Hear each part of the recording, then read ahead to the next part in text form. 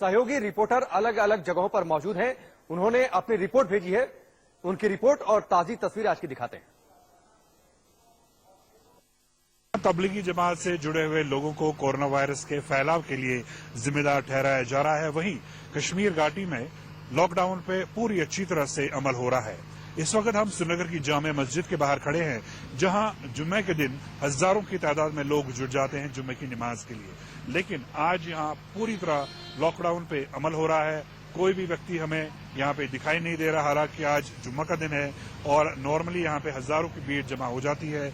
लेकिन न सिर्फ जो यहाँ की मैनेजमेंट है, बल्कि जो यहाँ के मुफ्ती हैं, उन्होंने अभी ऐलान कर दिया है कि फिलहाल जब तक कोविड-19 का खतरा हमारे सरों पे मंडला रहा है, कोई भी लोग जो हैं वो बाजमात नमाज अदा नहीं करेंगे मस्जिदों में, बल्कि लोगों से कहा गया है कि वो अपने अपने घरों में जुम्मा की नमाज और बाकी दिनों की नमाज भी अदा करें।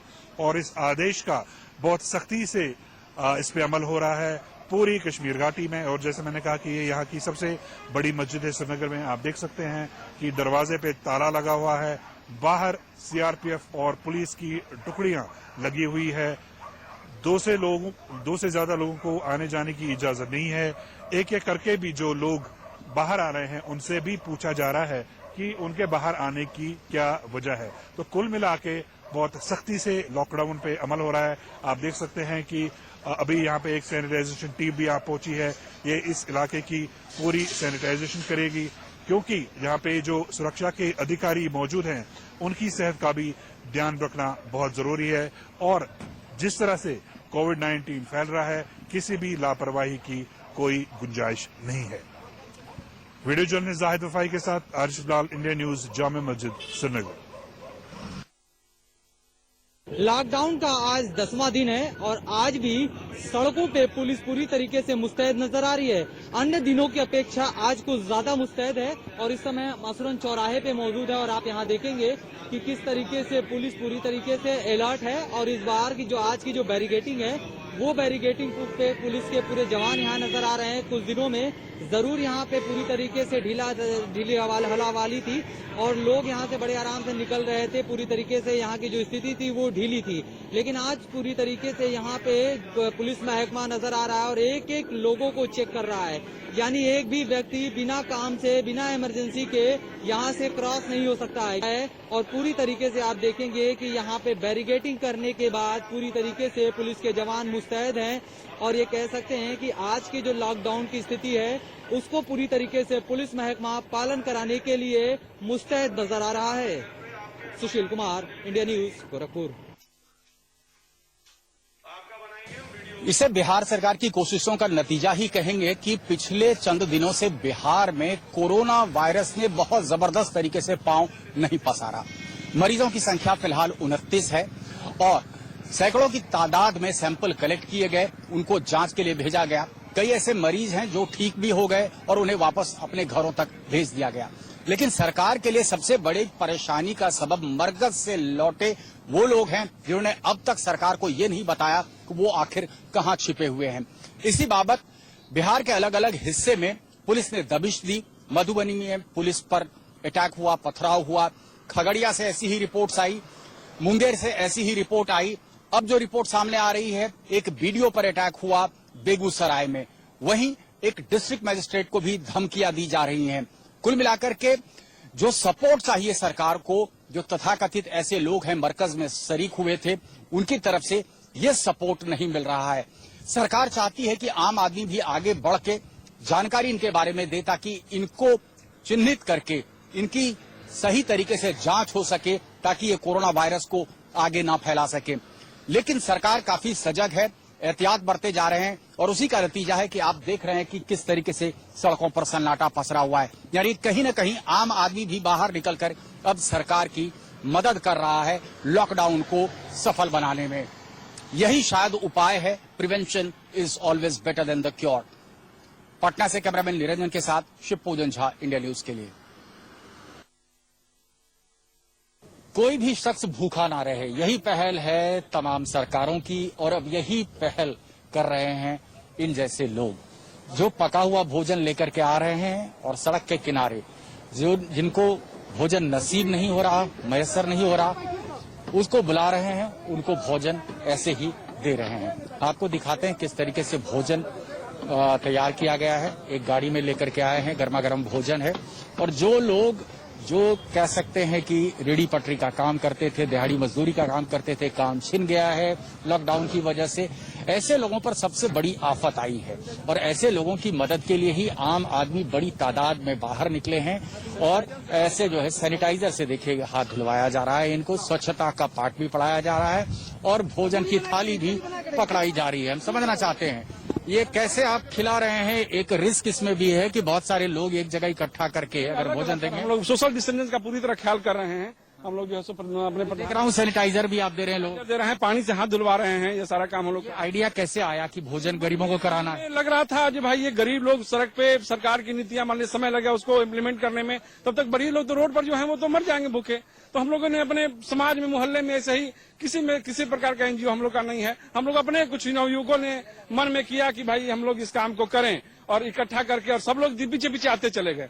हम लोग के भीड़ में ये लोग सब लोग पहुंच गए, जुड़ते गए और डेली 400 से 500 दिन का खाना हम लोग बना के खाना खिला रहे हैं। बहुत बड़ी बात है ये, 400 से 500 लोगों को खाना खिलाना हर रोज बड़ी जिम्मेदारी का निर्वहन कर रहे हैं। और आप देखिए कि जैसे ये हर रोज ये काम हो रहा है, इनका कहना है कि आप देखिए कैसी लंबी कतार लगती चली जा रही है, कोई भी भूखा ना रहे, यही कोशिश है इनकी। भोजन तैयार करके उसे जगह जगह जा करके वितरित कर रहे हैं ये लोग। किसी भी स्वयंसेवी संस्था से ताल्लुक नहीं है, लेकिन आम आदमी जो है वो आगे बढ़ा। अगर इसी तरीके से पूरे देश में आम आदमी आगे बढ़ता है तो जाहिर तौर पर लॉकडाउन से जितनी भी समस्याएं उत्पन्न हुई हैं उसका सीधे निराकरण हो सकता है।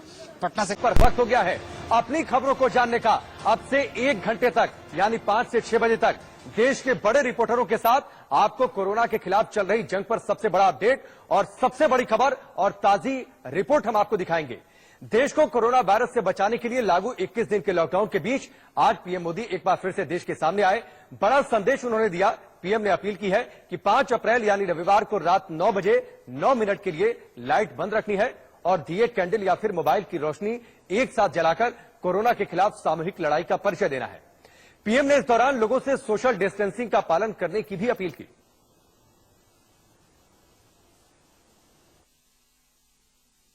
तो प्रधानमंत्री मोदी 9 मिनट का संदेश लेकर देश के सामने आए। राष्ट्र के नाम पीएम का संबोधन और पीएम ने अपील की कि रविवार को यानी 5 तारीख को महाशक्ति का जागरण करना है। प्रधानमंत्री ने कहा कि वो 9 मिनट मांगते हैं, 9 मिनट देश की जनता से, और उस 9 मिनट में घर की सारी लाइटों को बंद कर देना है, अपनी बालकनी में या फिर छत पर आना है। प्रधानमंत्री ने इस दौरान यह भी खास जोर देकर कहा कि अपने घरों से बाहर नहीं निकलना है। जिस दहलीज को लक्ष्मण रेखा बनाने की बातचीत उन्होंने पहले कही थी, वो लक्ष्मण रेखा अभी लांघने का वक्त नहीं आया है। अपने घर की बालकनी या फिर छत पर आना है, घर की लाइट को बंद कर देना है और कैंडल या फिर दिया, और अगर इन दोनों में से कुछ भी नहीं है तो मोबाइल की लाइट भी आप जला सकते हैं, लेकिन यह ध्यान रखना है कि आपको घर से बाहर नहीं निकलना है। प्रधानमंत्री मोदी की आज बड़ी बातें। सुबह ठीक 9 बजे प्रधानमंत्री मोदी ने देश के नाम अपने छोटे से संबोधन में महाशक्ति के जागरण की अपील की है।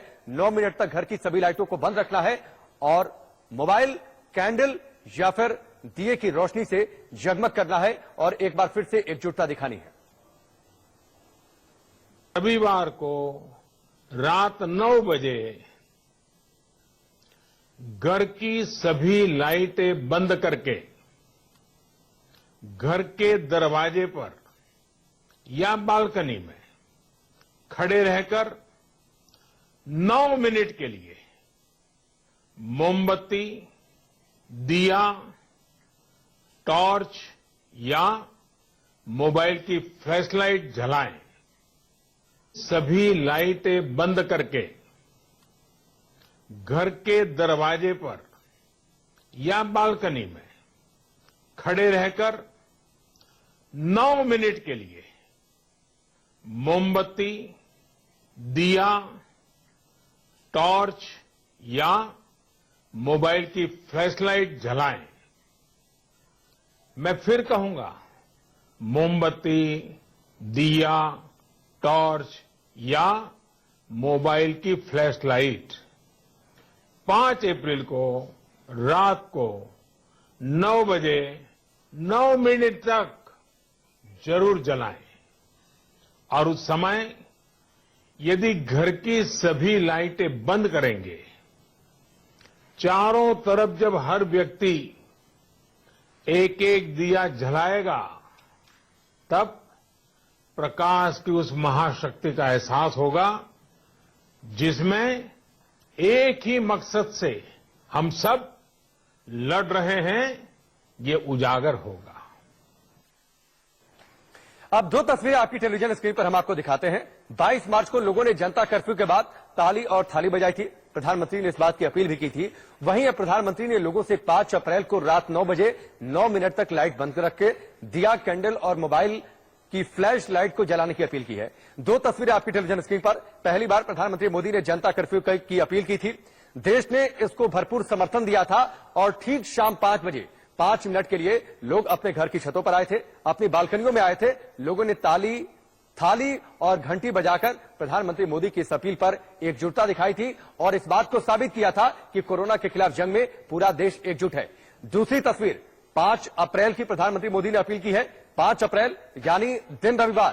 प्रधानमंत्री मोदी की अपील है 9 मिनट के लिए घर की सभी लाइट्स को आप बंद कर दीजिए और उसके बाद अपने घर की बालकनी या फिर छत पर या घर के मुख्य दरवाजे पर आइए। लेकिन ध्यान रखिए कि घर के मुख्य दरवाजे की दहलीज को, जिसे आपने लक्ष्मण रेखा बनाया है, उससे लांघना नहीं है।